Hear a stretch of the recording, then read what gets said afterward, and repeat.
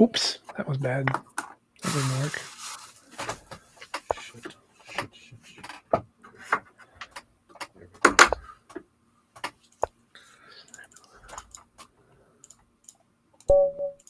Still not here. No es.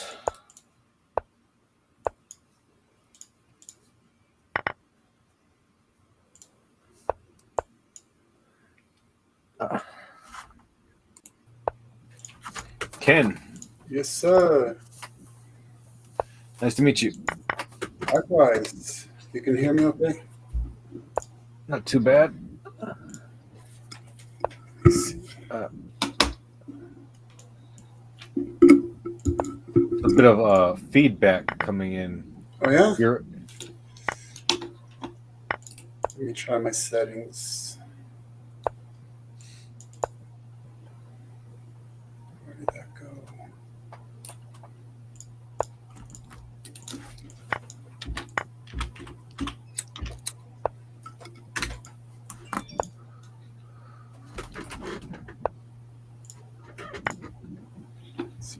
Do you have an external microphone? Yeah, I'm using, yeah. Let me try a setting here. And all the audio is coming through your headphones, right? Yes. Okay. Well, let me see. Yeah. We should be fine then. Just don't yell too much. Yeah, I don't really see any other. No, I think you'll be fine. Settings I can do. I can see if I can do something with it. Let me see. Yeah, it's weird. Sometimes I get on and. Say something else? No, I can't hear you at all. Ken? Ken?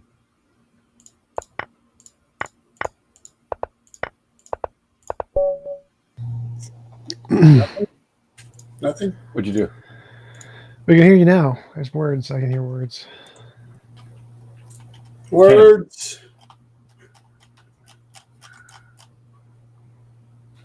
So wait. Ken, say something.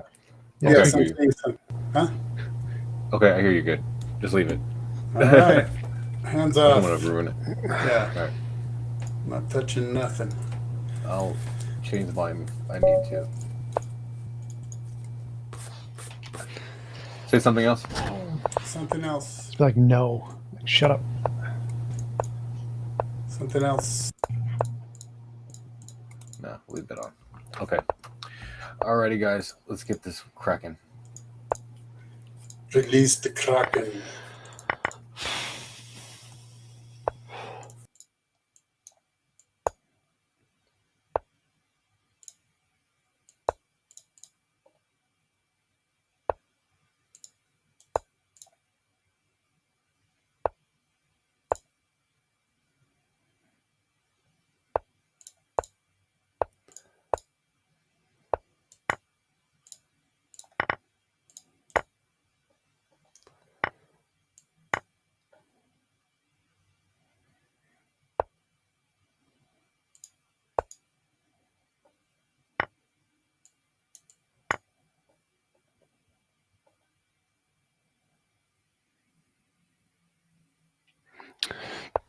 Nothing is happening.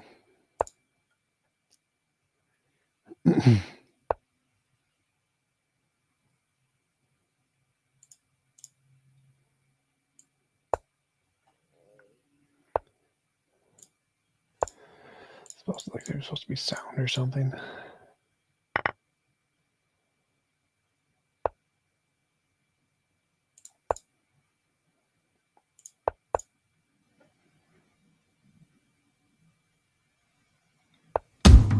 Hey, there we go. Yeah. I'm that guy.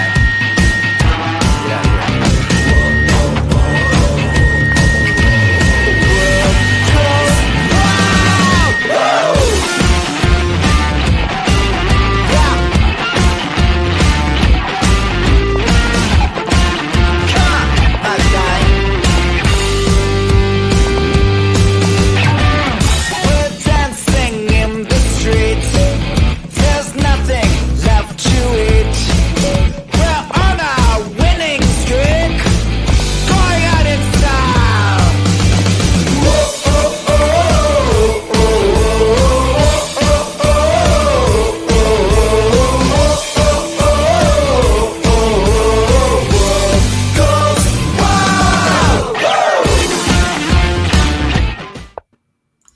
People of the internet, welcome to Modern Day Debate. Tonight we are debating which is the better ethical foundation, and we are starting. Which is the better ethical foundation, Christianity or atheism? And we are starting right now. So we have TJump crossing swords with Ken Ammi. Each person is going to get 10 minutes for their opening statement, and let me add them to the stream. How you fellas doing tonight? Good. Thank you for having us. Potato. We didn't talk about who was going to go first tonight, actually. So, which one of you wants to go first?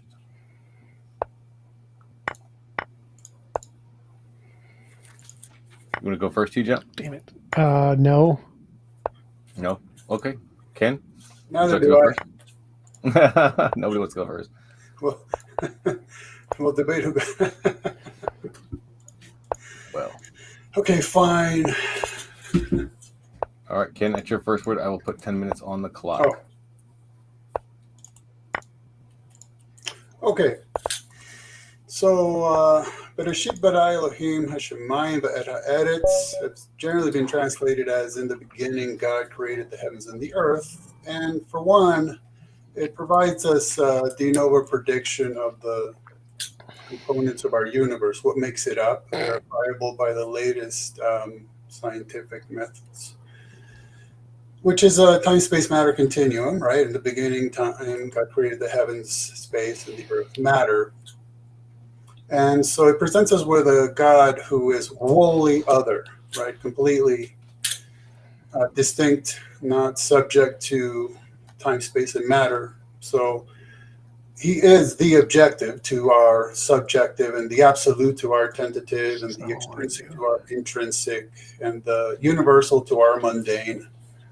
Right, so then we notice that God having created time, and it proceeds forth the evening and the morning, the evening and the morning, evening and the morning. Incidentally, that's why we Jews have traditionally held to a lunar calendar.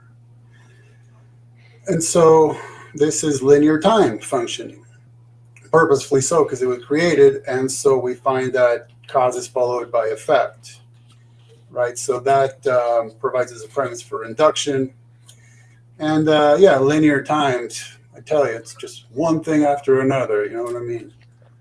Now, biblically, we're also provided with various imperatives, such as that we should gain knowledge, we should seek wisdom, we should know truth, and so that we ought to adhere to truth, because truth is purposefully created.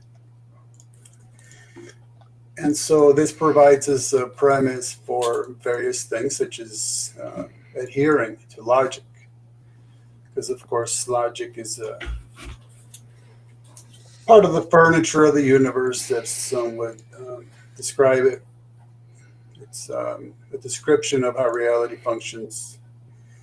And then it would be prima facie that the one who gives life has something to say about the life that was given.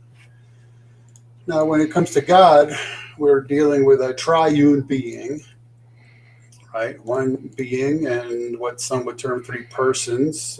Some have described it as one what and three whos. And so God has eternally enjoyed relationships, right? He's a relational being by nature. His very ontology is the ethos. And these relationships are free of conflict because there's only one God, but they are also truly dynamic because there are three persons who consist of in the Godhead. And so when God creates humanity, he imparts, some would call it front loads, he communicates his relational nature to us and to his creation.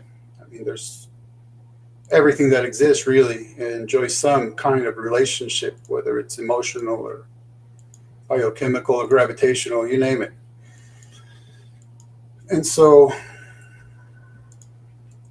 we're dealing with God's very nature and essence when it comes to his creation of humanity being made in his image. And these relations are vertical, humanity to God, and then horizontal, humanity to humanity.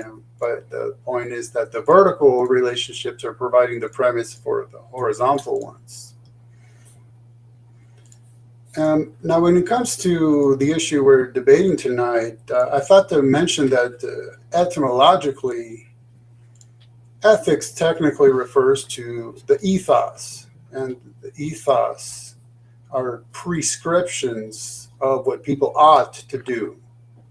And so by definition, that would be objective,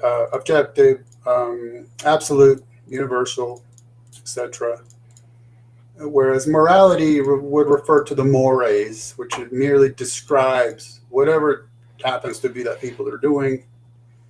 And so by definition, morality in that case would be situational, subjective, tentative, etc.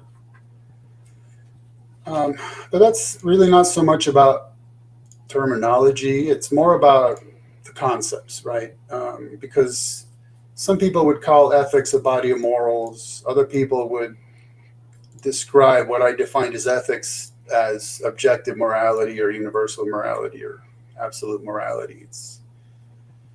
It doesn't really matter what we call it as long as we recognize that there's two categories we're dealing with. One are those things that people just happen to be doing, whatever it might happen to be. And the other thing are the things that people ought to be doing. And part of how we get a clue about the difference is that humanity as a whole has agreed on certain basics, regardless of chronology, geography, theology, or supposed lack thereof, right? So like, regardless of where people have lived, regardless of when they have lived, regardless of what they believed in, there's certain basics that everyone has always agreed on. And so, I mean, we could call them 1 and 2 or A and B or cucumber and chinchilla. It's just really not about solidifying word usage. I mean, it would be nice because it would assuage a lot of confusion. But the point is to recognize these different categories. So now on the atheist view, we have a universe from nothing, by nothing, to nothing, for nothing. Although I'm aware that a lot of atheists have taken to use the word nothing to mean something. So yeah, there are atheists who believe in an eternally existing uncaused first cause, which then was acted upon by nothing and then made everything without meaning. Something like that. We might have to see to which atheist cosmogenic myth Tom adheres. That's followed by a very long series of happy accidents that just so happens to result in us accidentally developing the emotively subjective ability to interpret the accidental byproducts of biochemical neurochemistry that are determined by the accidental laws of thermodynamics and physics within an accidentally existing brain, within an accidental existence whereby there is no universal imperative to adhere to the emotively subjective interpretations of the accidental byproducts of biochemical neurochemistry that are determined by the accidental laws of thermodynamics and physics within an accidentally existing brain. So I'm really laying that out because I just have a feeling what we're going to hear tonight is Tom emoting. Right, we'll hear his accidental ability to communicate his subjective interpretations of the accidental byproducts of his neurochemistry. And, well, I mean, you know, your friends and family signed up to deal with your emotions. I certainly didn't. So I guess we'll have to see. And I was thinking about how in our previous discussion, I pointed out to Tom that on his worldview, truth is accidental.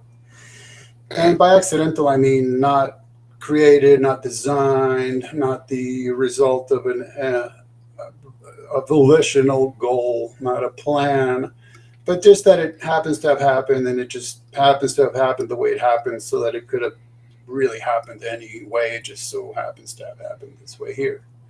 So truth is accidental, as is our ability to discern it.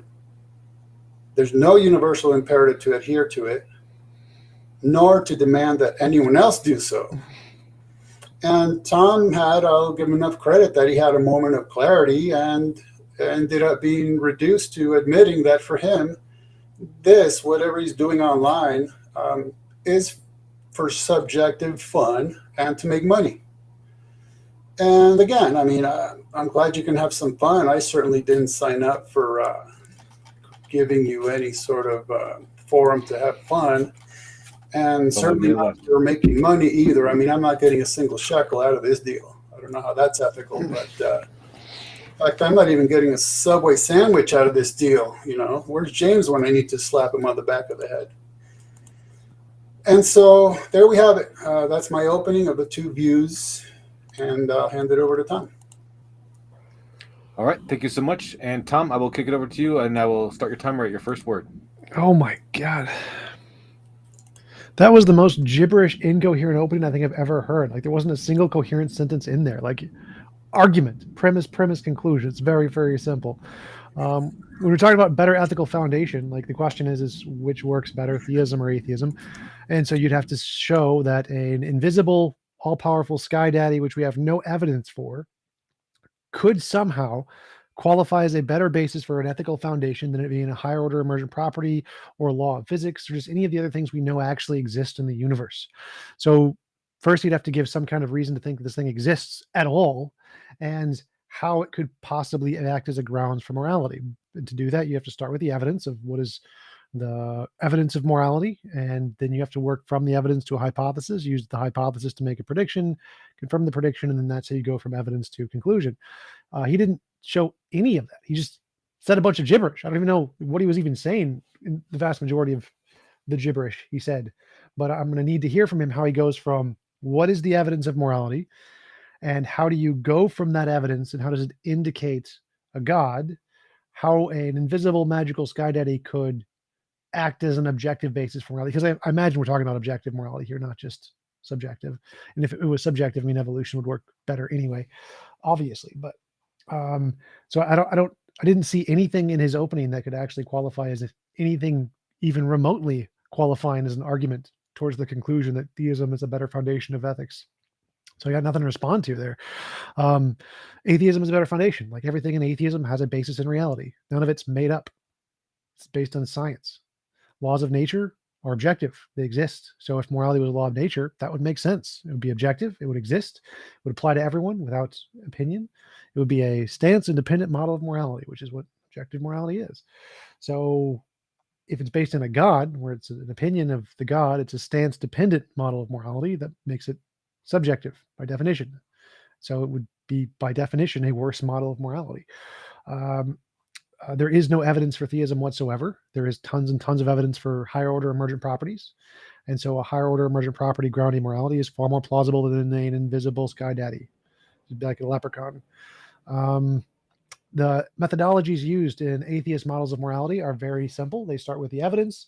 They create a hypothesis. They make predictions based on the hypothesis, try to confirm the predictions. That's how it works. Theistic morality works the opposite way. You start with your invisible sky daddy as the conclusion, and then you try to make the evidence fit with absolutely no connecting data whatsoever.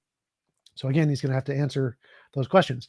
Another reason that atheism is better is it actually addresses the moral dilemmas and philosophical problems. Theism doesn't. Like, if you're trying to make a model of morality, you need to address the moral problems that we have in morality, and theism doesn't do that. It doesn't even attempt to do that. It's just like whatever God says, that's the answer. Like, okay, well, how does it help us solve the moral problems? It gives us nothing.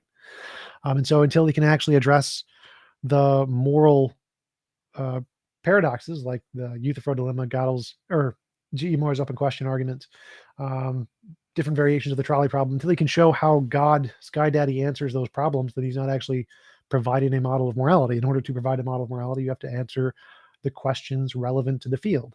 Just saying, Sky Daddy said so doesn't answer any of the questions. It's exactly like physics. If you want to have a model of a theory of the origin of the universe, you have to answer what is the perturbation density of the energy in space. You can't answer that, then you don't have a model of the origin of the universe. So you have to answer the relevant questions to the field, and theism doesn't, as far as I know, do that. It doesn't answer any of the relevant questions. It doesn't account for moral intuition. It doesn't account for moral progress. It doesn't answer the moral dilemmas, and doesn't answer the philosophical problems that we have in the field, which is what we're trying to do when we create a model of morality. So for those three main reasons, theism is trash. I'll conclude there. All right, thank you so much, TJump, for that opening. And with that, we will go ahead and kick it into the open discussion. But before we do that, I just want to let you know, especially if it's your first time here on Modern Day Debate, that we are a neutral platform hosting debates on science, religion, and politics. And we want you to feel welcome no matter what walk of life you're from.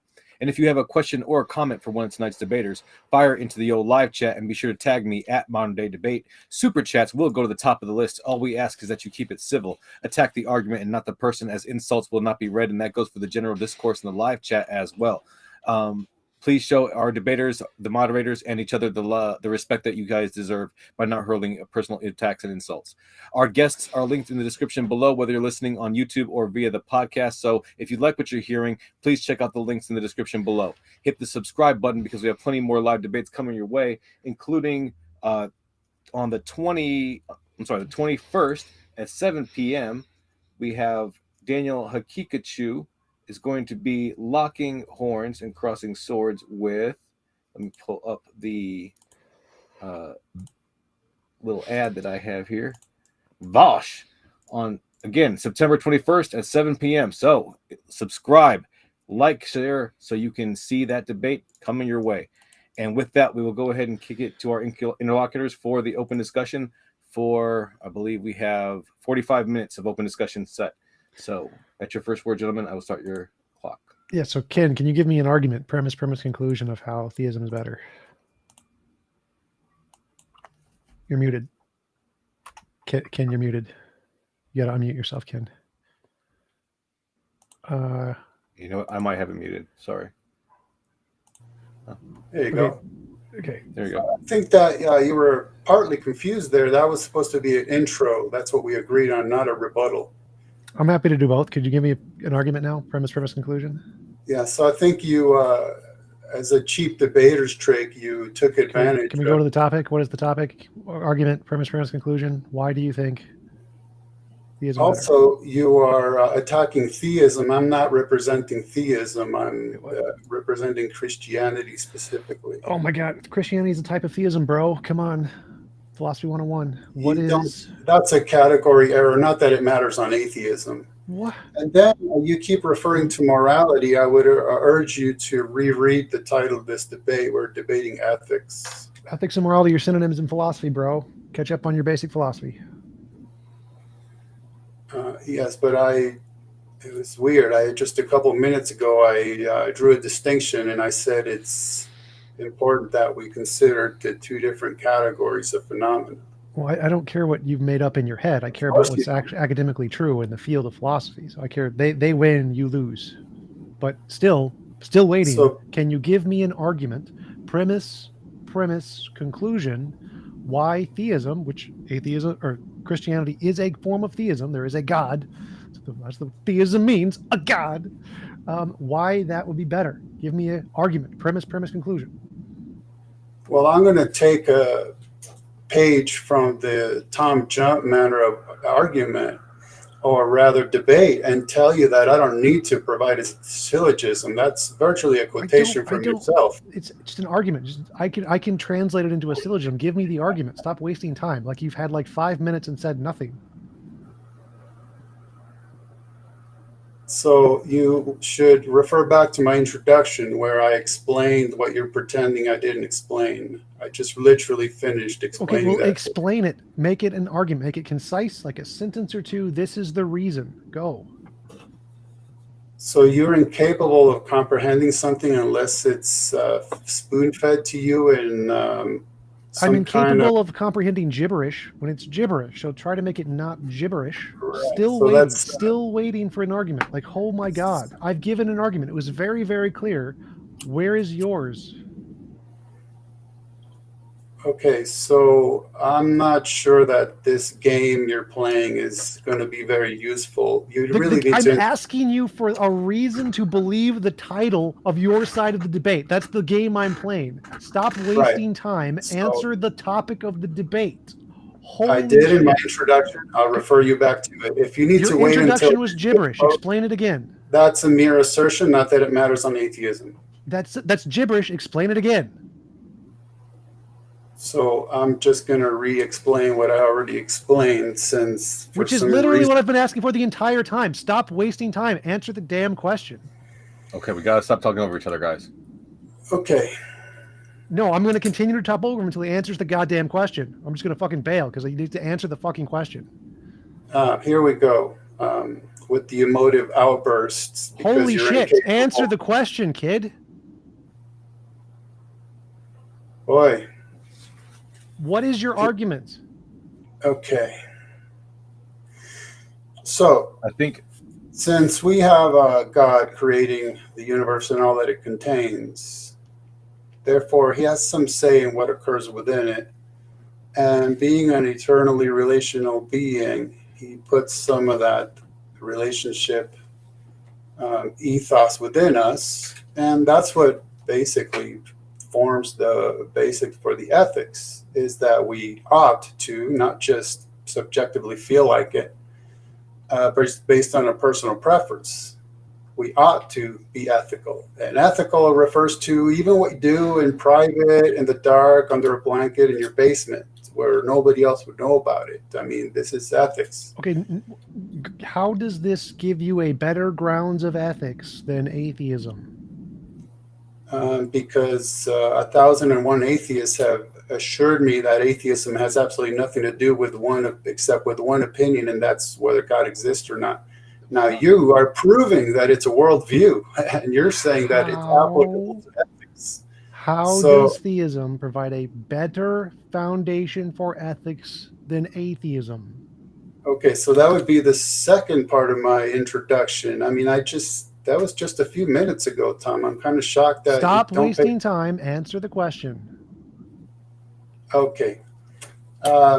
Because on atheism presents us no universal imperative whatsoever, but pure subjectivism. Therefore, anybody can do anything. For example, not answering your questions if I don't feel like it. And on atheism, there would be literally nothing wrong with that.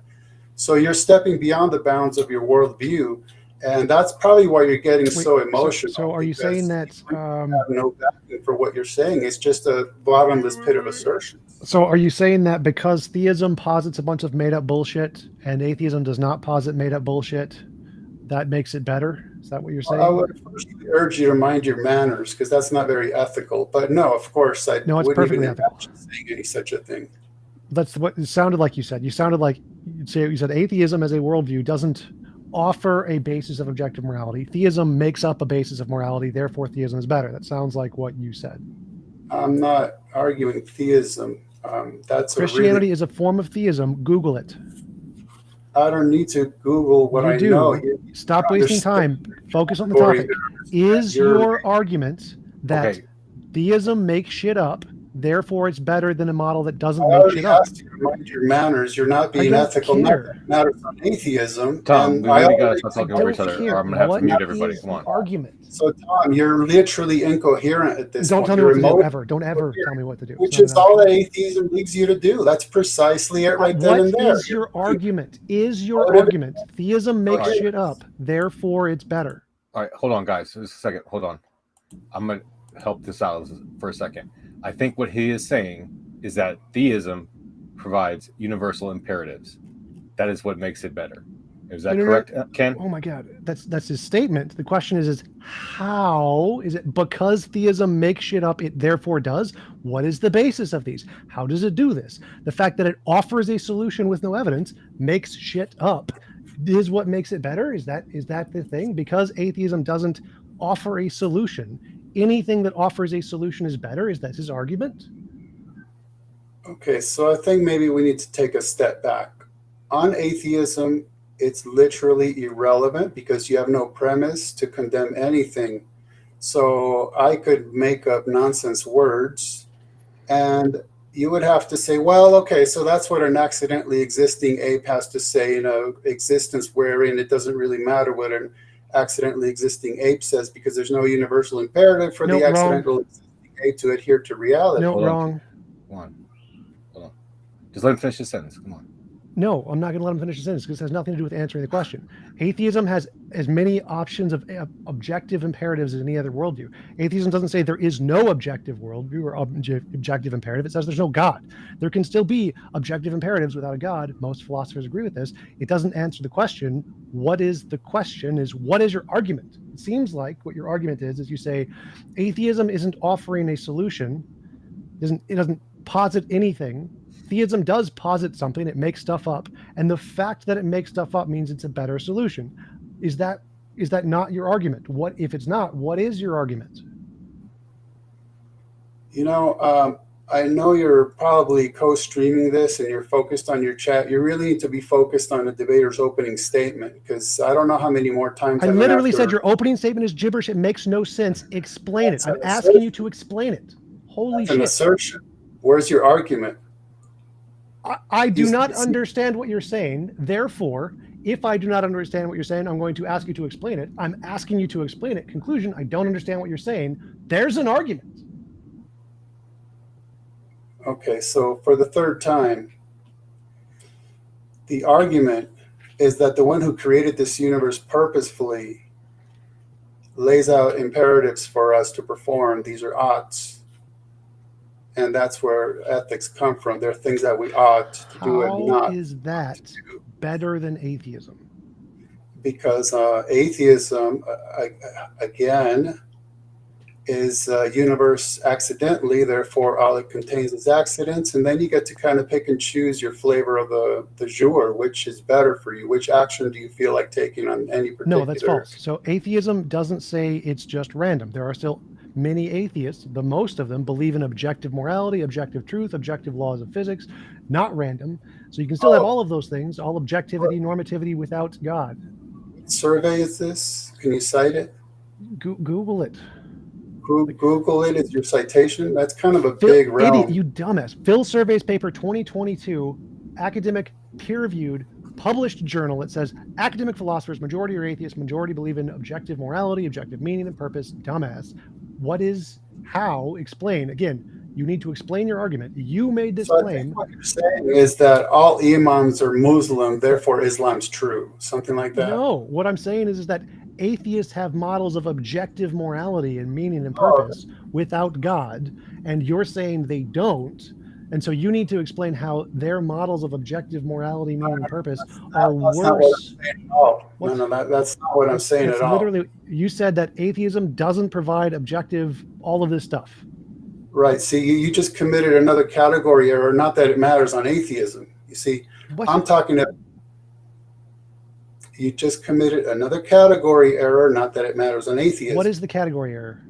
the one I was just about to explain when you interrupted me? Okay, what is the category error? So I'm talking about atheism. You're talking about atheists, right? So I'm talking about the worldview, the concept, the idea. You're talking about individuals who can somehow accidentally manage to communicate whatever they want. Atheists can say whatever they want. They can claim whatever they want.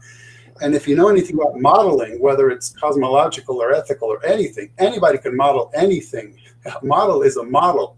So yes, there are individual atheists who have accidented the ability to communicate whatever they want. No. Stop. So atheism just means you don't believe in a God. There are many models of the world that don't have a God, that do have meaning and purpose. It's not random. There's no randomness. No one thinks it's randomness. So we do have all of that: intentionality, meaning, purpose, no God. It's an atheist model. Atheism isn't just there is no God and says literally nothing else. You can have a model that says many things and has no God, and it's an atheist model. So again, you're wrong when you make these assertions that, oh, atheism just means there's none of this stuff. No, we can have all of that stuff with no God, and it's equally or better supported than a God-based model until you provide some kind of evidence or argument why theism would be a better explanation for this stuff, which you haven't done. You've just said theism makes an ass-bent assertion that we have this meaning and purpose because God created us, therefore it's better. How? Well, you're clearly mischaracterizing the statement, but I can understand why you need to do that, because if not, answer the question. Stop talking about my psychology. Answer the question. Provide evidence. We're just going to hear you emoting subjectively all evening, and that's you're exactly the one emoting. You're not answering the question. Go to the topic, because all you're doing is emoting about my emoting and not answering the topic. I'm the one sticking on the topic. You're saying nothing. That's just a cheap atheist tactic, and obviously that you're not answering the question. Anybody who listens to this will know that you're just literally parroting the latest atheist talking point du jour. The talking point of you aren't literally answering the question of the debate, and I am. So here, let me. I'll show you how to do it. Atheism provides a better ethical foundation than theism because it's grounded in reality. All of the factors of atheism have support in empirical research. The fact that morality can be grounded in a law of physics or an emergent property, both of those things have empirical support. There is no empirical support for an invisible sky daddy, therefore atheism is better. Atheism answers the questions about moral philosophy. It answers the questions of the moral dilemmas. It answers the questions of the trolley problem. It answers questions of moral intuition and moral progress and corresponds to the pieces of evidence. How does any of your sky daddy stuff do any of that? So I'm not sure how you're asserting that some adherence to reality is, quote, better, close quote, than the Christian model. Those are mere assertions, of course. I mean, wait, say that again. That sounds like an argument. I know that you want to pretend that there's some objective scale there, but on atheism, reality is accidental. Say that again. I didn't understand you. That so what universal imperative is there to adhere to an accident? We would go back. What was the very first sentence you said?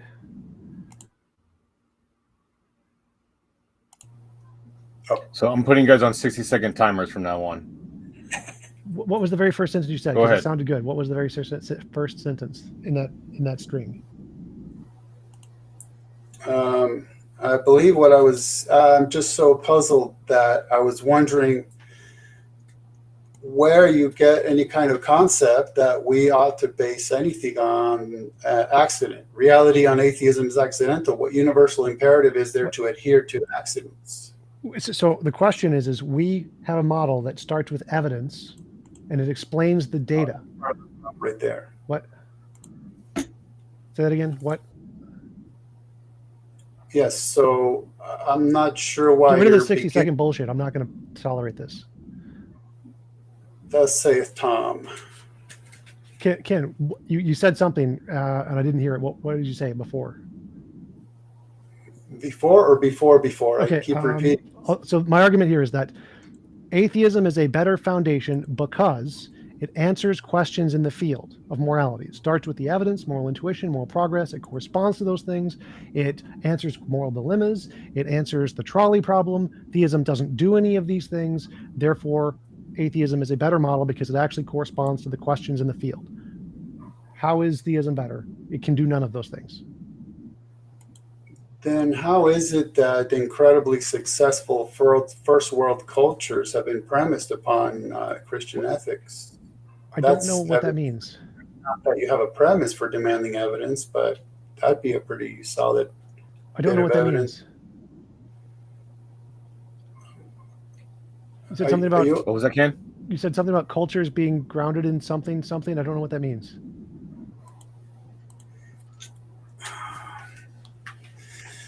Well, I was just wondering how then it is that the incredibly successful first world cultures have been premised upon Christian ethics. I don't know what that means.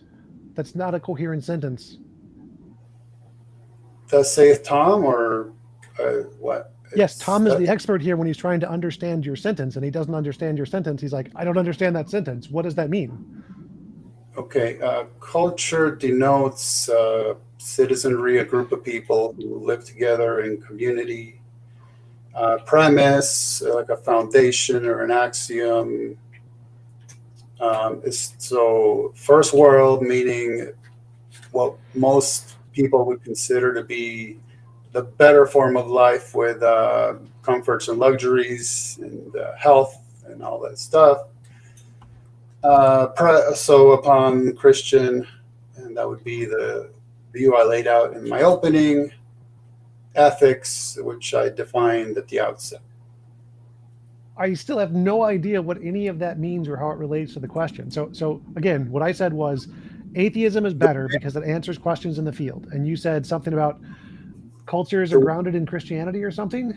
The way it relates is you merely asserted that Christianity has nothing to say on any of those subjects, and I just proved to you that the evidence disproves your assertion. Wait, what? Okay. So how does Christianity solve G.E. Moore's open question argument? You would have to define what that is. G.E. Moore's open question, a specific question. I'll Google it for you. It's G.E. Moore open question argument. Is equating the property of goodness with some non-moral property X, whether natural, pleasure, or supernatural, etc. So what makes something good? Good is what? Well, again, on the Christian ethic, good has a vertical axis and a horizontal one. And so preferably they both meet so that we're pleasing God and our neighbor and our enemy. We're appealing to our relationship with God and each other. So what is good ultimately would be that which proceeds forth from God's relational nature, so that we have a relationship with him and it's not damaged by relationships with others. And we have relationships with others that hopefully won't be damaged by our relationship with God, such as my relationship with you is damaged because you're so enraged that I believe in God. I'm enraged that you were saying gibberish and not answering the question. Like, how does that answer G.E. Moore's open question argument? Your assertion. You see, you need to understand, just because you declare something doesn't mean it is so. So you can keep making a bottomless pit of assertions all night, saying gibberish, gibberish, gibberish. Tom doesn't understand. Tom doesn't understand. That sounds like a personal problem. Well, in a debate, you're trying to make a coherent argument, and I don't understand, and nobody in the audience understands. So I'm trying to get you to make an argument that we can understand. Hold the entire audience, and that's your result. Yep. Okay. Well, on atheism, there's no universal imperative for any such thing. Yes, there is. Because thus saith Tom, or no, there are many models that are atheist models that have universal imperatives. Like, okay, we already went over this, so you're just going in circles at this point. You make a claim that atheism has no universal imperatives, but there are many models of atheism that do have universal imperatives. Therefore, you're wrong. That's just how it works. So we already went over this. One of the implications of atheism is that there are no universal imperatives. Wait. Why? Why do you think that? Later on, atheists, individuals, somehow. Why do you think atheism, by definition, has no imperatives? Subjective interpretations of their neurochemistry and claim that there are. Why do you think? So those are two different categories. Why do you think atheism, by definition, can't have universal imperatives? Okay, I'll tell you that again because I started the debate with that statement. I explained that to you already. Okay, explain it again. Go ahead. Explain it again. Because by definition on atheism, the entire universe and all it contains is accidental and there are no Wait. Which definition of atheism has any of that? None of them do. Zero of them say that. Okay, so then on your atheistic view, the universe was purposefully created. There are many different models of atheism, and many of them have them being purposefully created by like a force of nature. Yes, they're determined. They're not random. Okay, so you're just kicking the problem back one step. I don't see how that solves anything. No, there's no infinite regress there. It's an infinite digression, and an infinite regression, both. Because you're saying this isn't an accident because a law caused it, and that law is accidental, and the one before that. No, it's necessary. It's not accidental. Necessary beings. They think that there is a force which is a necessary thing that's always existed, and it's not accidental. Okay, so now we're getting somewhere. You'll remember in my introduction, I referred to this, the atheists who believe in an eternally existing uncaused first cause. I agree with that. I just, you happen to think it's not personal, and I do. Right. So there's, Tom's God right there. This eternally uncaused. It's not personal. It's not a God. Well. Do you think there is such a thing as an impersonal God that gods can't be personal? Can it be a God if it's not personal? I think on the atheist cosmology, whatever. In your worldview, can there be a God that exists as a God that is not personal? Can that be a thing? No. Okay, so I don't believe in a God. But that's a category error, not that it matters on atheism. You asked me about that a category error? And then you answered it as per yours. Those are two distinct things. No, you said, I believe in a God. And then I said, can a God be impersonal? You said, no. I agree. Gods can't be impersonal. So neither of us think I believe in a God. And so when you said, I believe in a God, you were just wrong. What you were doing is doing a tu quo que fallacy because you believe in a God. And you want to say, well, you do it too. Well, I don't. Well, that's irrelevant on atheism. Logical fallacies are obviously irrelevant. But no, they're not. No version of atheism says that. What's that? No version of atheism says logical fallacies are irrelevant. Most academic philosophers are atheists, and most of them think logical fallacies are very relevant. So you're wrong. Again, so you're telling me that accidentally existing apes who somehow... No. Again, that's not atheism. Interpretations of neurochemistry said something, therefore we must adhere to it, and that's obviously incoherent. So that's a category error. That's literally a category. You gotta let him speak, man.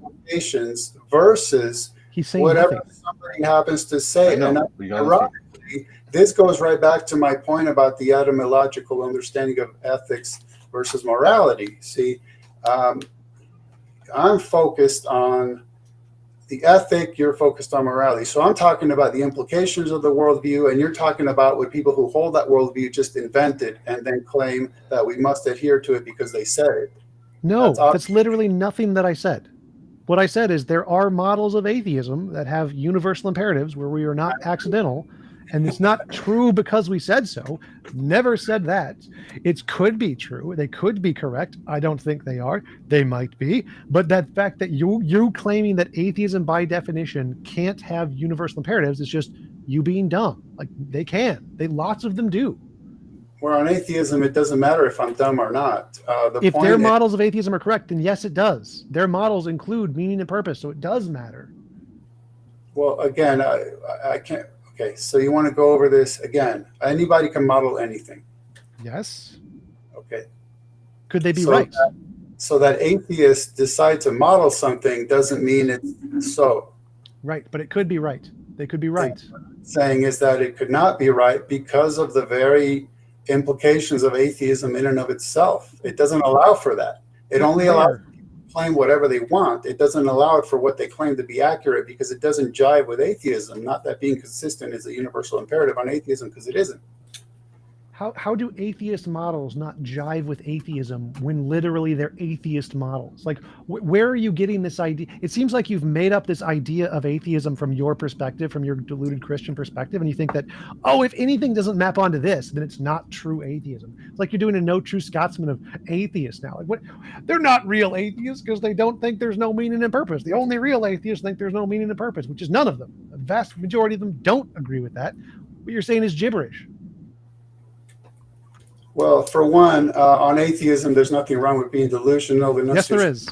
No true Scotsman fallacy is itself a fallacy. I mean, you have this gift of saturating succinct statements with so many assertions and fallacies, it's hard to keep up.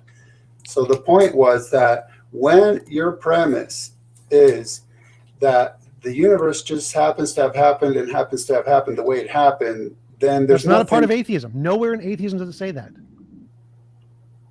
So atheism, and now, I mean, we're definitely into reification fallacy territory, but whatever. How is that a reification fallacy? Because atheism doesn't say anything. So I'm talking about the implications of that worldview, which is that the universe was not created, was not designed. What is a reification fallacy? Let's go with that one. Volitional goal or plan. What? And so because we know it happened, it must have happened to just happen the way it happened. Nothing you're saying is relevant right now. What is a reification fallacy? Well, like you've been saying, atheism says this, and it doesn't. What is the definition of a reification fallacy? It doesn't say anything because it's not a being. It's not volitional. What is the definition of a reification fallacy? You accused me of using a reification fallacy. Tell me what a reification fallacy is, and tell me where in my argument I did that. That's what I'm doing, and I could finish if you stopped interrupting me. Okay, what is the definition of a reification fallacy? Go. Okay, so when you say that atheism says... Don't tell me what I said. Tell me what the definition, what the dictionary says, the definition of a reification fallacy is. Don't tell me what I say. Start with that. Dictionary? I'm not aware of a singular dictionary. Are you referring to a specific one? Stanford Encyclopedia of Philosophy would be great. I don't care. Any published academic definition of a reification fallacy, go. Okay. Let's see here. Stanford. What was that? Stanford? Google's fine. Reification fallacy. Just Google reification fallacy. Give me a definition. While he's looking that up, I want to let you know, folks, if you have a question or comment for one of tonight's debaters, fire it into the old live chat and tag me at Modern Day Debate. Super chats will go to the top of the list. Attack the argument and not the person. And if you like what you're hearing from one of tonight's debaters, their links are in the description below. So be sure to check those out. How's that search going? It's fine. I don't know what's wrong with his computer. What? Well, I know the definition. You don't. That's the problem.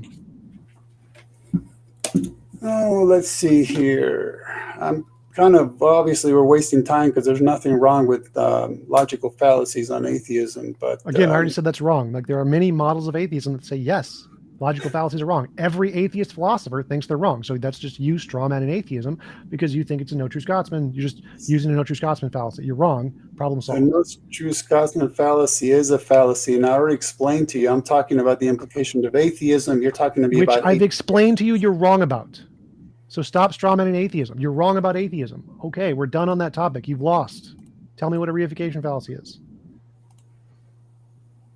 Reification, also as concretism, hypostantiation, or the fallacy of misplaced concreteness.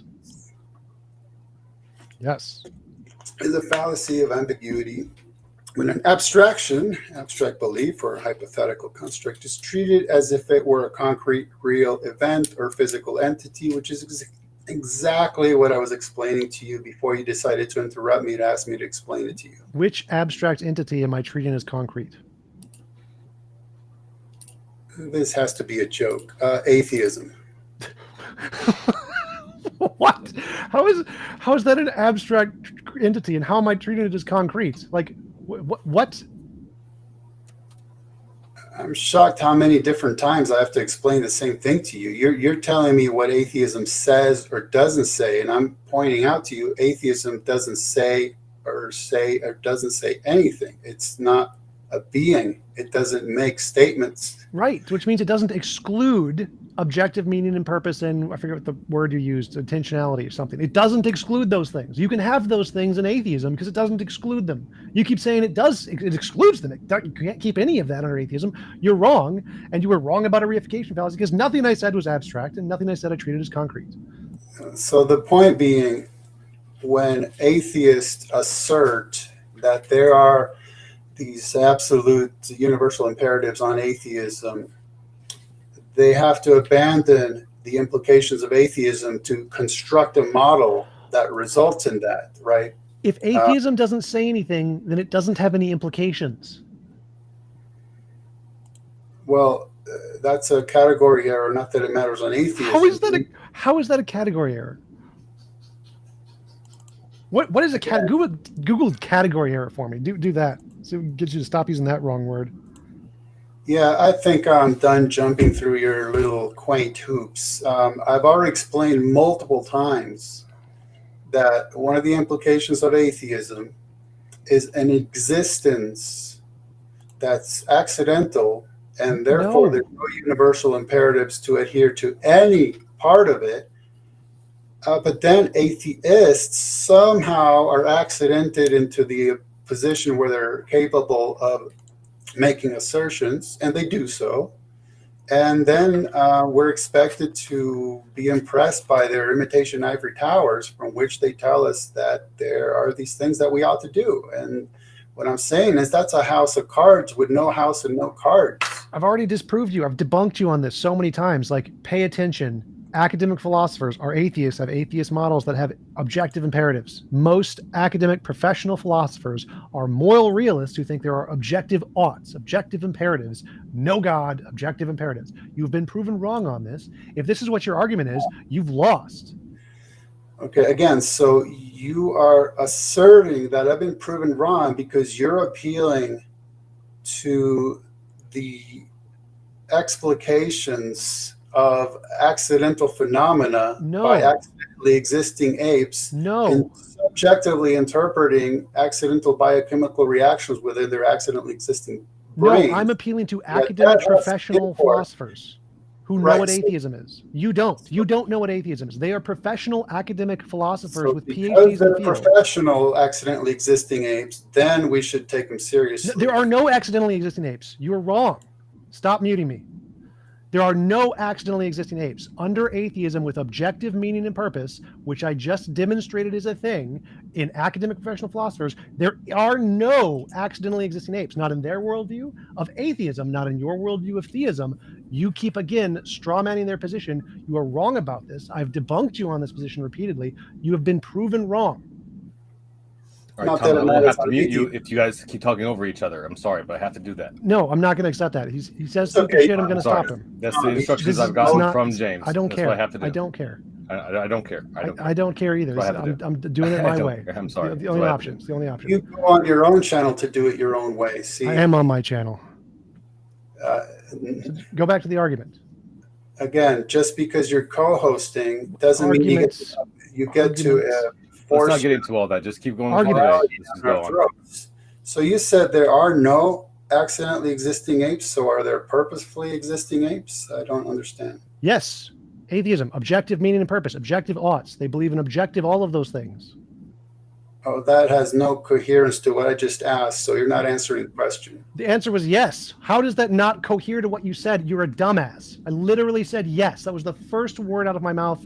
How are you so dumb?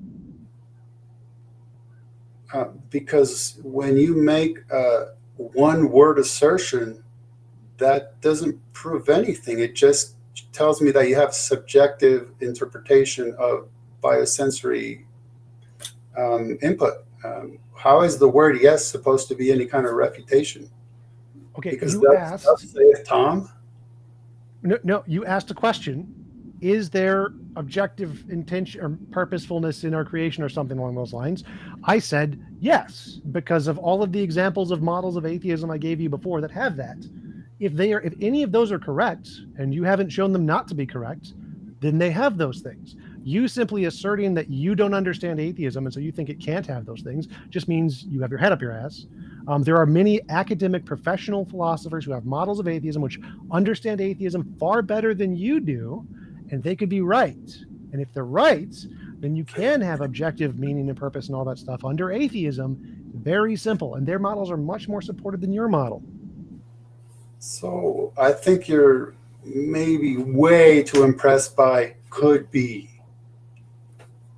That's what it sounds like to me. They could be right. Therefore, we should, throw in our cards with them and then make fun of people who would disagree. No, I'm not sure I'm as impressed by that as you are. No, your argument is that atheism by definition can't have these things. That means it's impossible. It's impossible for them to be correct if what you're saying is true, which means if it's even possible that these other models are right, then that proves you wrong. That's all I need to show is that it's possible that these are correct. These are academically published models of atheism, which could be correct. And if they even could be correct, then that proves you wrong about atheism. You are wrong when you say under atheism, we're all just brain fizz. You're wrong. Because guess what? Here's a model of atheism where we're not brain fizz. And if it could be correct, then your assumption that under atheism we must necessarily be brain fizz is wrong. See, I don't think you're interacting with the category distinction. I keep talking about atheism, and you tell me about what atheists say, and those I can't believe how many times I have to go over this. So, yes, atheists are so. Well, I've come to learn that atheists despise atheism. Some of them despise it so much that they invent tall tales about how, well, atheism's implications is something we obviously can't live with and we don't want to, so we're going to invent these models. And now you come along saying that if it's even remotely possible that they are right, then therefore that's a defeater for anything that disagrees with it, which is a refined and very pure form of incoherence, of course. No true Scotsman fallacy. You've been debunked. Pull your hat out of your ass. Move on to the next argument. I keep telling you the no true Scotsman fallacy is a fallacy. I can't believe anybody believed it for more than 5 minutes, much less all these decades later. Not that it matters on atheism, of course. Of course it's a real fallacy. That's why I'm saying you're using the fallacy, the no true Scotsman fallacy, when you're saying that any model of atheism that it doesn't agree with your definition isn't true atheism. That's called a no true Scotsman fallacy, which you are using. You're using a fallacious argument, which can logically be proven to be false. I have proven your argument why it's false. I've proven you're using a fallacious argument, which I agree. Yes, no true Scotsman is a true fallacy. I agree. That's and why I'm telling you you're using it to try and get you to stop. I'm curious, do you think that there are atheists, given today's popular usage of that term, who believe in God? No. So then you're actually saying that there's no true atheist believes in God? Yes. Okay, and you just disproved the no true Scotsman fallacy. It is a fallacy. What? What? So if I say that there are atheists who believe in God, and you say no true atheist believes in God. Right. Actually, Daniel Dennett would disagree with you, but he's got his own problems. I don't care about Daniel Dennett. So yes, no true atheist would believe in a God, because literally the definition of atheism is believe there's no God. Actually, a lot of atheists would disagree with you on that, but I don't have a problem going with it. So you're saying no true atheist believes in God? Yes. Okay, that's at the very root of the no true Scotsman fallacy. No. Well, of course it is. No. It's like, again, I'm going to repeat myself. I assert that there are atheists who believe in God. Oh my God. Because no true atheist believes in God. That's by definition, right? I mean, you really don't see how these are playing off of each other. You don't recognize that. Are people born in Africa? Are they true Scotsmans? A Scotsman is a person born in Scotland. Scotsman. So a true Scotsman is born in Scotland, right? So is someone born in Africa a true Scotsman? I'm sure many of them are and could be. I mean, I don't understand these international laws, but somebody could be born outside the United States of America on an Air Force base and be considered a U.S. citizen by birth, even though they weren't born in the USA. So I'm not sure we need to get into geopolitics. I'm just saying, and I don't know what you're hemming and hawing about. Anyway, it doesn't matter to commit logical fallacies on atheism because there's no universal imperatives against logical fallacies on atheism, because on atheism, logic is accidental, as is our ability to discern it. There's no I already proved you wrong on that. Now, wait a minute. How come you're I know there's no universal imperative against contradicting yourself on atheism, but don't you remember? Yes, there is. I've already proved you wrong on that. Don't you remember our previous discussion? So the fact that there are some true categories, like previous discussion. Yeah, I'm trying to. The no true Scotsman thing. I want to try to explain you just the very basic logic here that you're missing. So you're going to refuse to answer the question, and you're going to go over ground that we already left. You literally asked, "Do you remember what we just previously talked about?" And I'm trying to discuss what we previously just talked about. I apologize. Then that's my fault. I was referring to the discussion that we had quite a few months ago, the one I mentioned in my opening statement. Months ago? No, I don't remember anything from several months ago. Okay, so that's where I pointed out to you that on and just hear me out. I mean, I stated it in my opening statement. I don't know how you could have missed that, but I pointed out that on atheism, truth is accidental, as is our ability to discern it. There's no universal imperative to adhere to it. Wait, I already proved you wrong. Why are you saying this again? Nor to demand that others adhere to it. And you had to accept that. You had a moment of clarity, and that's why you were reduced to admitting that you're doing what you're doing to have subjective fun and to make money. I encourage you to go back and listen to our discussion that we had a few months ago. Yes, the reason I do YouTube is to make money. That has absolutely nothing to do whether there are objective imperatives. Those are two separate topics. The fact that I do YouTube for money does not prove there are no objective imperatives. Characterization of the point I just made. The point I just made is that you accepted those as facts in our discussion. No, I never accepted those as facts. I just told you that I make YouTube videos for money. That's true. How is it all of a sudden you just remembered the discussion we had a few months ago? No, I'm a moral realist. I believe in objective meaning and purpose. And you don't. Bro, I'm a moral realist. I believe in objective meaning and purpose. It's like one of the first 3 videos on my channel. My position hasn't changed on that. Okay. Any of us can go and listen to that discussion. It's great. And hear that you collapsed to the point of admitting that this is just for subjective fun and making money. I literally just said that. Yes, I'm doing this for fun and money right now. I'm telling you, that's why I'm doing this. Yes, I agree. Right. But that came on the back of me pointing out the 4 things I just pointed out. No, I never accepted that gibberish. That was never something I accepted. Like I said, any of us can go back and listen. Yes, they can go back and know I'm right, but go back to the argument or something. Like, what does it have to do with the topic we were just having? Because I want to go back and explain how what you said about a no true Scotsman was just completely gibberish. Not that it matters on atheism. It does. I've already proved you wrong on that. You keep saying things that I've debunked. That's time for our open discussion. That's fine. All right. So, the alarm set over here too. Aha, we had 2 seconds left. All right, so let's go ahead and kick it into the question and answer. But remind you folks that if you have a question or comment for one of tonight's debaters, fire into the old live chat. Super chats will get priority. Attack the argument and not the person. And with that, we will go ahead and ask our first question. For $1.99 from Cameron Hall, they ask, Can God ever commit an immoral action? No, by definition. Well, okay, hold on. Because now we're getting into the fuzzy terminology. God cannot commit unethical actions. By definition, he is the source of the ethos. Gotcha. Okay, and our next question comes from Mr. Monster, a member for 9 months. They say, I love this channel. Thank you, Mr. Monster. This channel loves you.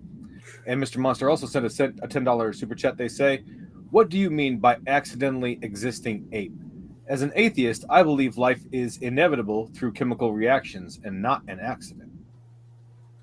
Okay, so remember I defined accidental in my opening, so I'll just jump to that. What you're doing is the same thing Tom did. You're just taking the accidental problem back one step. So you're saying that apes aren't accidentally existing because they came about through chemicals, but then the chemicals are accidental, as are the laws of physics and thermodynamics. The whole kit and caboodle, the whole world view is premised on a long series of happy accidents. So you can keep jumping back as far as you can possibly imagine. You're just chasing that problem down the line. It's an infinite digress and an infinite regress. Same thing Tom did earlier. At no point Gotcha. did I do that. None of that is accidental. None of the laws of physics are accidental. They weren't created, they weren't designed, they weren't purposeful. They're necessary.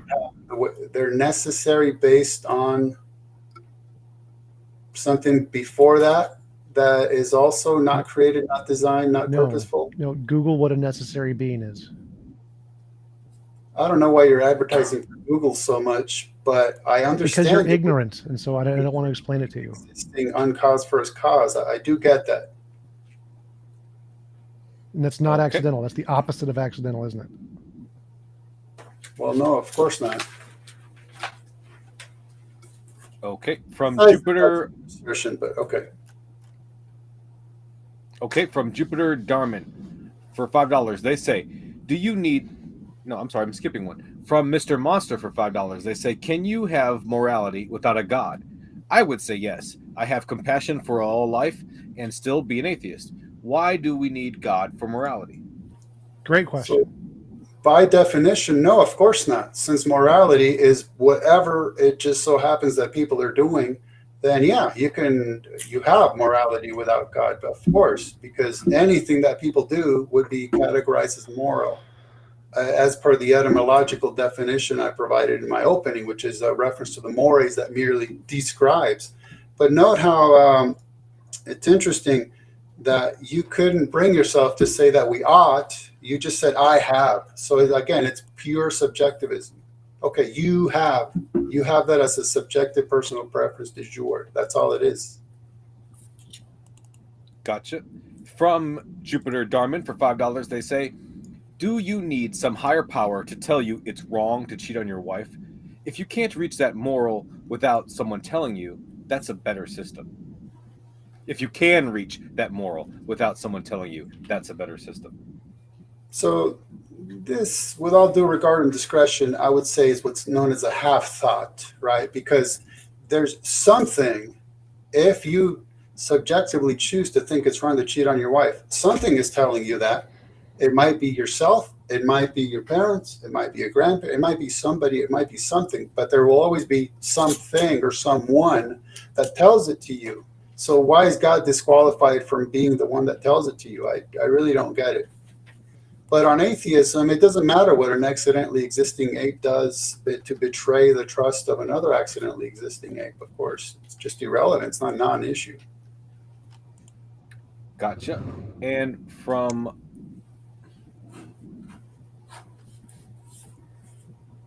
Franco Trujillo, I'm sorry about that. For $5, they sent a message for TJump that I'm not going to read, but thank you so much. From the Levoy for $5, they say, if all religions and deities were proven false, human fabrications would be. Sorry, just start over. If all religions and deities were proven false, human fabrications would be you be getting. Where then? Where then would be you be getting, or would be? Oh my God! I get what they're asking. Getting. I get. I'm gonna go to the next one. And I'll read this one next. Okay, from Coffee Mom for $1.99. I'm sorry. No, I'm not even reading the question, and I get what they're asking. You get what they're asking?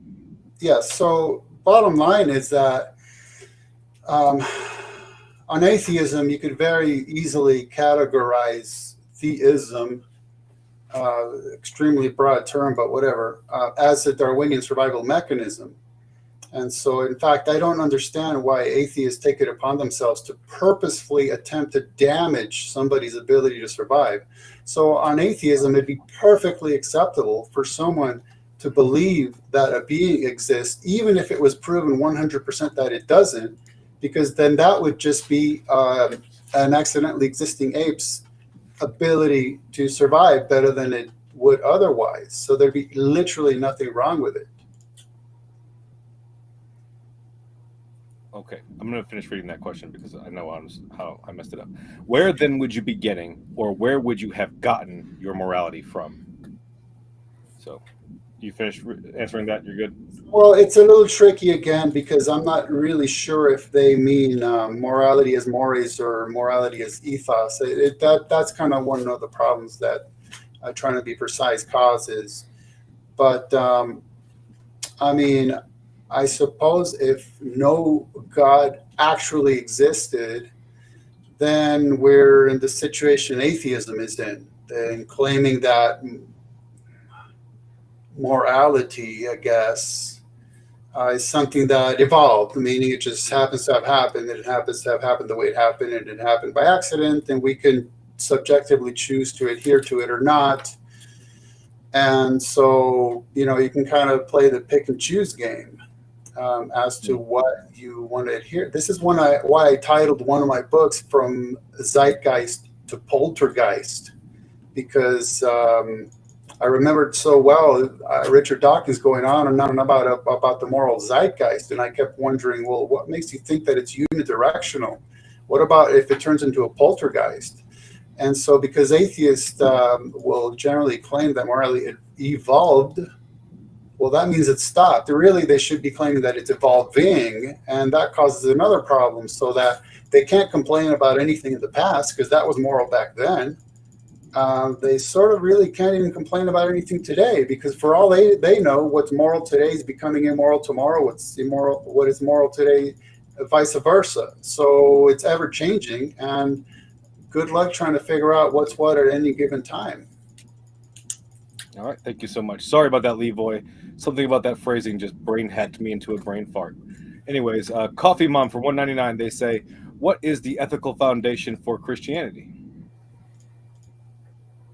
Well, that's what I explained in the opening, and then about 4 different times since Tom kept asking about it.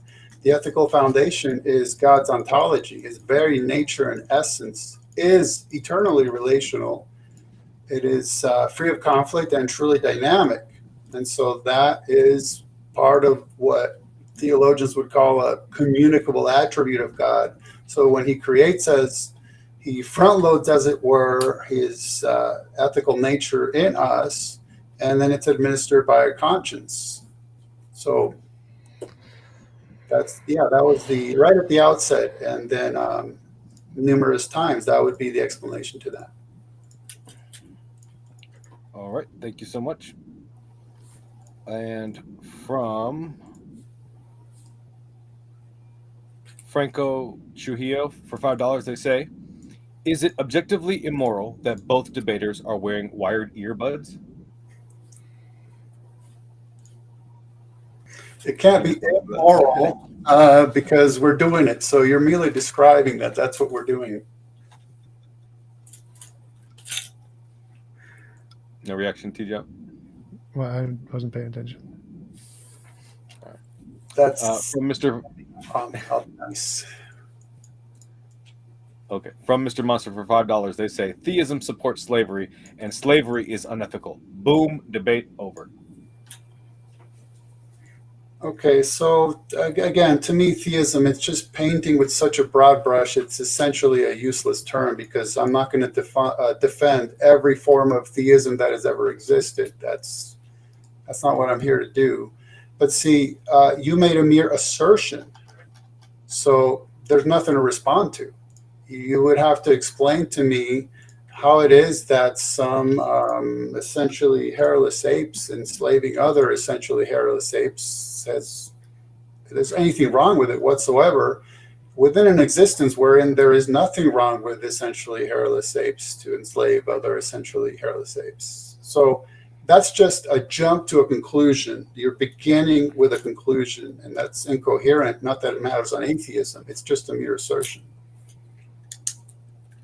Gotcha. From Gregory06 for $2, they say nothing's wrong with wired earbuds.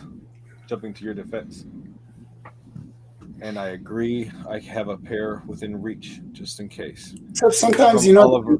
move and it'll get snagged up and pull right out of your ears. There's something definitely wrong with that. You can't depend on Bluetooth. It's just, you know. That's true as well. What if this is, you know, like worse than the Euthyphro dilemma? Yeah. Almost like Connections don't always connect. Euthyphro. Anyway. Euthyphro is how you pronounce that. Oh, you're an expert in ancient Greek now. Okay, let's go to the next piece. Definitely more of an expert than you in pretty much everything. I wouldn't doubt it for a second. I can't see how it's relevant. That's genetic fallacy, not that it matters on atheism. You really need to learn what the fallacies are before you name them, because you got every single one of them wrong so far. Feel free to Google it. Yeah, genetic fallacy is a fallacy of origins. I actually know the definitions of all of these, unlike you. Right. So you're saying because I didn't know how to pronounce the word in the way that you pronounce it, therefore my statement about it is incoherent? Is that what you were saying? You don't know what the pronunciation is isn't a genetic fallacy, because it's not an argument. The argument isn't you don't know the pronunciation, therefore your argument is wrong. That may be a genetic fallacy if I use some kind of origin of the pronunciation as the source of it, but no way did I make that argument. I just said you're ignorant of the pronunciation because you're ignorant. I apologize. I gave you way too much credit. I thought you had enough integrity that you were actually tackling my statement, not just being childishly nitpicking a pronunciation. My goodness. I mean, my English is my second language. I mean, give me a break. Yes. I was just correcting your mispronunciation of Euthyphro. So I said Euthyphro is how you say it. That was the extent of my statement. Petty, but you know, I understand you got to make money. All right. From Oliver B. Perez for $10, they say, Ken, how could we possibly know that God has good intentions for us? How do we know he's not abusing our limited cognitive and perspective ability like we do livestock? I think I would actually like to point out that Tom is sort of involved in this debate as well. Maybe we could find one little question for him also. Well, all of my statements were coherent, so everyone understood what I said. No one understood what you said. That was the problem. Those are literally incoherent assertions, obviously. I mean, you're playing mind reader right now. You're literally playing mind reader, like you know what the entire audience is thinking. It's embarrassing, honestly, but you know, I understand you got to have subjective fun in your life. So, well, there's a certain point at which anybody who's dealing with ideas, logical, philosophical, whatever, understand that there's certain basic axioms, foundations, premises, assumptions. And so mine, because remember, my point of view in this debate is Christianity as is. And so by definition, the ethic would be, again, based on relationships that are free of conflict and also truly dynamic. Okay, so that's how I would know. I mean, it's by definition of the worldview that I bring into this that I know that what God has for us is for the good, because it's an expression of his eternally conflict-free relationships. Gotcha. From Jupiter Darman for $5, they say, TJump, do you put a notch in your chair leg after each W? If so, do you fear that you'll need a new chair after this? That would be true. If I did that, I would need a new chair like every week. It would be unpleasant. You know, there can't be a video with Tom in it without somebody discussing his chair, I noticed. My opinion is, I think it's an idiocracy chair. And by the way, if you think I'm besmirching his intellect, what I mean is if I hear a flush, I'm outie. Gotcha. From Gregory06 for $2, they say, Ken, evolution does not mean accident or random. Well, atheistic evolution does. That's precisely what it means by definition. No, it because doesn't. there's no intelligence behind it. There's no end goal in mind. There's just survival benefits. And on atheism, the instinct to survive is accidental as well, and there's no universal imperative to adhere to it either. So evolution, I mean, of course, we'd have to define the term, but contextually, we'd be talking about atheistic evolution, which is stuff just happening to have happened and happening in a way that it happens all by itself, or by accidental stuff happening to it from previously existing accidental stuff. It's accidental stuff all the way down. Gotcha. From Ken doesn't know what Alyosha atheism for is. 10 Woohoo. Ken, I'm sorry? get the last word. It's for you. Oh, yes. Well, we already talked about one or two definitions of atheism. I mean, it depends on the denomination or sect, but again, I've been talking about the implications of it, not what individual atheists like to subjectively assert. Gotcha. From Alyosha for $10, they say the various religions have built many social structures. How do you build a system on a negation? There's no there. You need some sort of archetypal structure. Nietzsche's Madman poem. That's sort of I think true. that's for you, Tom. Yeah, that's sort of true. That atheism is just a rejection of God, the rejection and belief in a God, which is fine. But then you can also have positive claims, like there's a higher order emergent property of morality, or that morality is a law of physics or something. Like the atheism, all of those models would still be atheist models if there was no God in those models. So simply saying there is no God doesn't preclude you from having a lot of other stuff in your models as well. It's not just no God and nothing else. It's no God and whatever else you want to posit that doesn't include God. So I think that's an interesting point the questioner brought, because obviously there are reasons why, and just mere decades, atheists set the mass and serial murdering world's record, even though, in a manner of speaking, they were competing against religions that have been around for millennia. Millennia. In a couple decades, they managed to top that. And it's because of the worldview. It's because there's literally nothing wrong with that on atheism. And it's also why atheist countries have, for decades, led the world in. I'm going to be careful to not get James' channels bombarded by YouTube. So the production of forms of media that depict children being forced to perform certain actions, they're not really age appropriate, shall we say. There's reasons why atheist countries do these sort of things. It's because it's an outworking of a worldview that literally slams the door wide open to anything and everything. That's false. Implication. Most mass murderers, most criminals in general are Christian. Atheists, by and large, are significantly less criminal, significantly less rapey, especially in the priest variety. They commit less thievery, less rape, less robbery, less violent crime. They are less violent in every religious nation compared to every religious nation. Christians are by far significantly worse in every respect that can be measured. That's why atheists make up 0.4% of prison populations, where Christians make up about 60 to 80% of prison populations.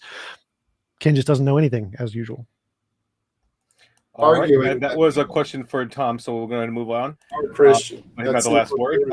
This question is from Coffee Mom for $1.99. They say, and this is a follow-up from their last question, they were asking about the ethical foundation for Christianity, and in this question they're saying to you, Ken, so what is it? How do you know what it is?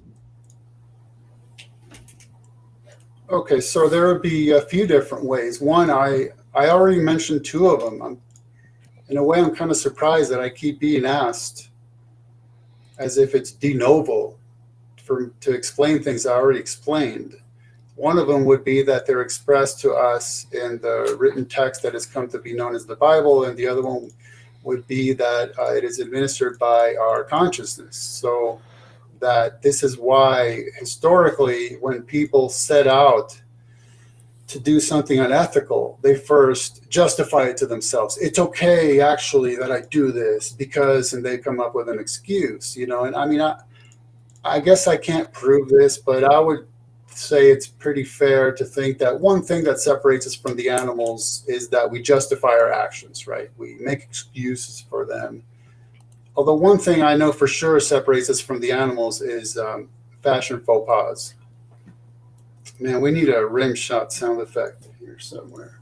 But anyhow, that would be two. That would be two of the ways. Okay, from P. Batulu for $5 from another country. If our morals are front loaded, how do I access more mental RAM to possibly gain more morals? So, again, going back to the terminology, I wouldn't say morals are front loaded. I would say ethics are front loaded. And one way would be to exercise them, right? So, for instance, if I want to lift heavier weights, well, I need to start by lifting lighter weights and progressively increase the weights that I lift. And so that would be one way is act morally. Ethically, right? Act ethically. Don't get on the World Wide Web and begin by becoming incoherent, emotive, and spewing filth out of your mouth during what's supposed to be an intellectual debate, right? Practice ethics, even when, again, you're alone with the lights out in the basement under a blanket. When you're driving down the road and you know you could be a jerk to somebody because you'll just hit the gas and be on your way. Practice small acts of kindness. You know what I mean? So be obedient to this, your conscience when it's leading you and guiding you towards, hey, you know what, this is actually wrong. Hey, you know what, you should really do this, even though it might put you at risk. It would help somebody. And that's how you kind of gain that strength to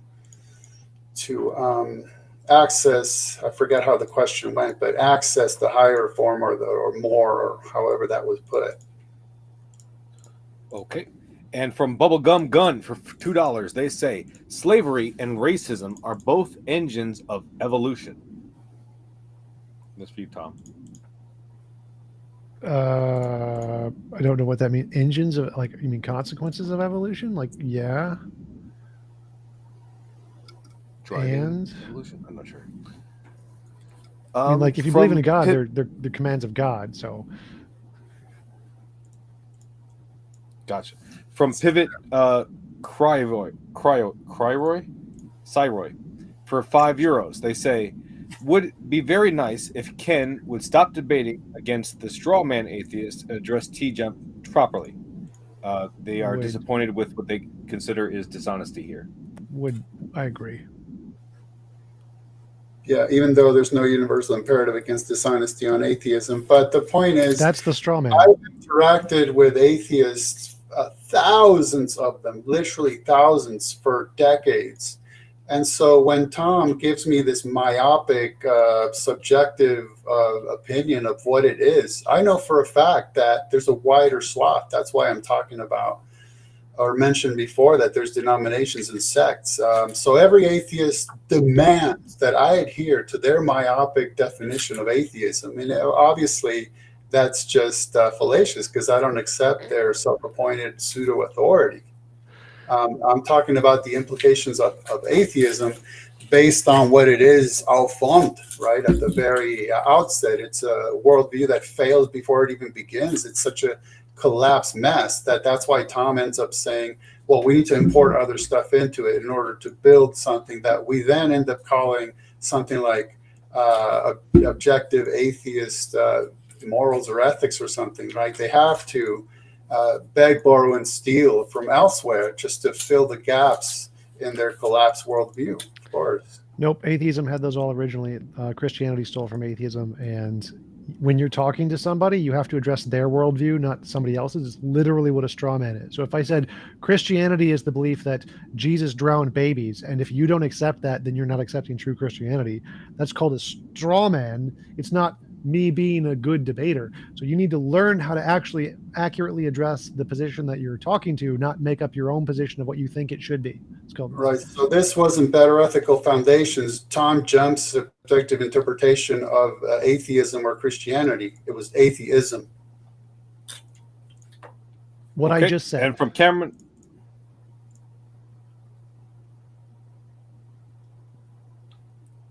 Okay. From Cameron Hall for $1.99, they say, Ken, is it unethical to eat crab because the Bible says so?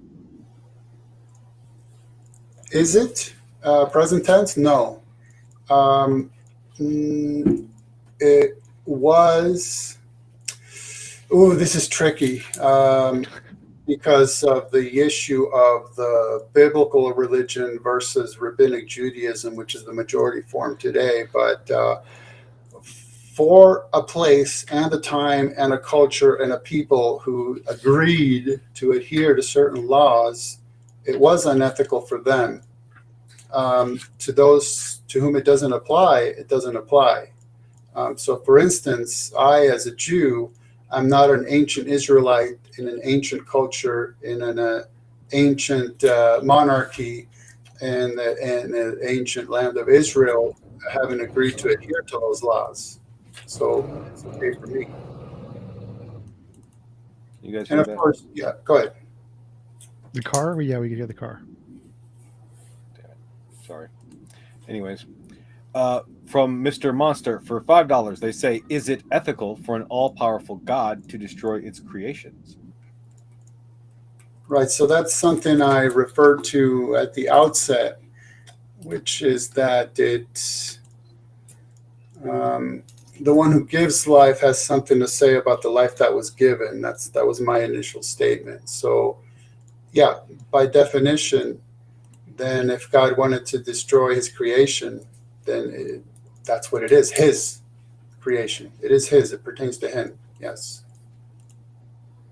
Gotcha. From Coffee Mom for $1.99, they say, have you actually read the Bible? It's not ethical. Have I read the Bible? Yes. And a mere assertion, there's nothing there for me to respond to. It's a subjective personal opinion du jour based on hidden assumptions that it's not ethical. So I could just respond by saying, yes, I've read it, and yes, it is ethical. Next. Gotcha. And that is the end of the super chat. So if you have a super chat for one of tonight's debaters, fire into the old live chat, and it will go straight to the top of the list. It will be the next thing we ask. But we will go ahead and go to the unpaid questions. From Wakfu Guides, they ask, does TJump understand that insults and interruptions don't advance or progress the conversation? Does he understand that gibberish doesn't advance the conversation? So if insults can actually get the person to address the argument, then it's better than listening to gibberish. And I only insult people when they don't actually address the argument. And now we get a good definition of how Tom decides what's better or worse. And so that pretty much helps us to collapse his concept of ethics, because obviously what he considers better is just another subjective interpretation. How are you so dumb? Like, literally nothing I said had anything to do with moral obligation. That was all logic. I believe that. And Yeah. from Owen Grant, they say slavery is acceptable in the Bible. Is that ethical, Ken? So unfortunately, that's one of those incredibly complicated topics, because you're just employing a vague, generic, subjective English term, and you're actually compounding a lot of different categories and collapsing them into this one single thing. So that's kind of what I was getting at earlier as an example of Tom making very saturating, succinct statements with a bunch of assertions and fallacies. So it leaves it to the one he's debating against to spend a lot of time really unpacking things very carefully. So I would have to know what you mean. But basically, I mean, it's difficult to even answer, because I literally don't know what you're talking about. I don't know what form of anything you're talking about. But as a very basic principle that might just miss the whole point, since I really don't know what you're asking about. We're dealing with a system of recompense for, God bless you, for finances and the output of work. And so this is how people dealt with.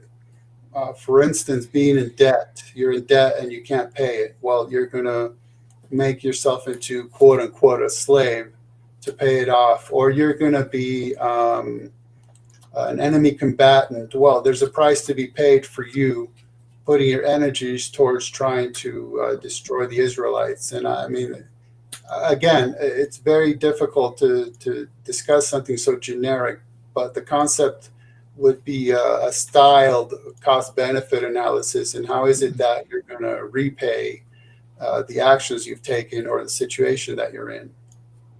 It's very, very rough. I mean, All right. From Alyosha for $10, they say, going back to Nietzsche's warning, is the 20th century's experiment with atheism in its various iterations, the Soviet Union, etc., any evidence of some possible issues? No, because those weren't models of atheism. Those are models of communism. If we look at models of atheism, which are the current majority secular nations in the world, they do better off in literally every statistic. So there's this silly theist idea that communism equates to atheism. It doesn't. All right. well, Gotcha. fortunately, we have the words left behind to us by those atheists who told us why they were doing what they were doing. And in fact, a form of atheism would equate to materialism, and communism is literally premised on materialism. No, it's not. Secondly, the fact that there are some course it atheists is. that do. No, it's not. You're just. That's No, what it's they were not. No, it's philosophizing. not. They are the ones Oh explaining my that, God, you're dumb. No, it's not. why they did what they did. And yeah, you're coming along saying, no, that's not why you did what you did. Yes, it's not why they did what they did. We know it's not. We have academic papers the way that has nothing to do with atheism. What they did has nothing to do with atheism. You're ignorant. Like, for example, Stalin murdered people because he used Lysenkoism as his basis for growing crops, which then caused starvation because he didn't acknowledge science. Atheists today acknowledge science. So no, it has literally nothing to do with atheism. We know it has nothing to do with atheism. You're ignorant of the topic, and shut up.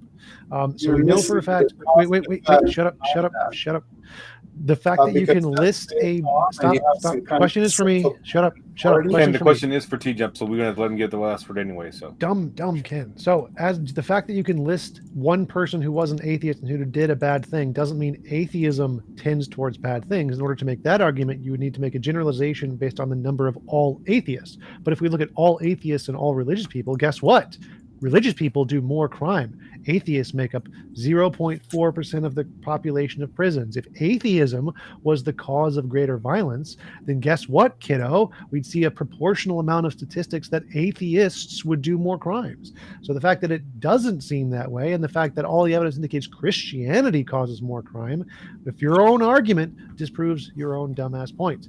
Atheism has nothing to do with communism, and equating the two is asinine.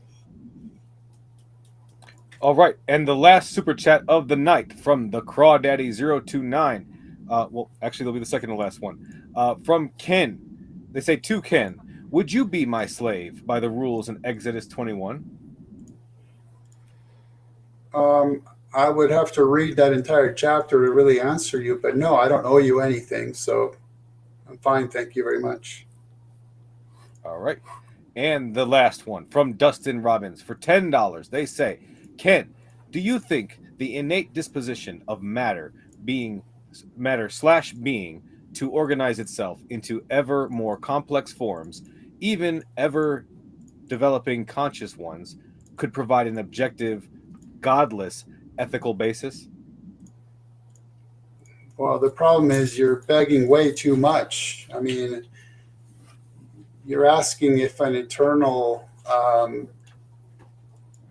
uncaused first cause piece of matter that's not personal, or a literal nothingness can accidentally become something else. I mean, it's too wide a scope. There's too many begs of the question along the way. I don't see how that's coherent.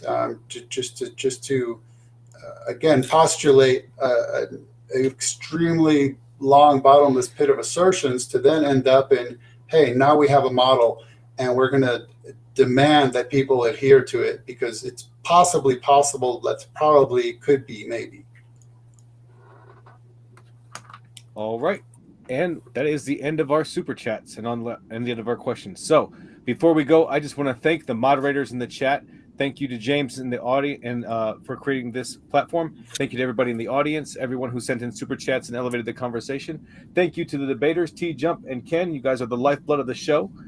So to everybody who is in the audience, like it if you loved it, share it if you want to spread it, and subscribe as we have many more debates coming your way, including on the 21st, Vosh versus Daniel Akikachu at 7 p.m. Is porn bad? So like and subscribe so you will check that out when it comes out.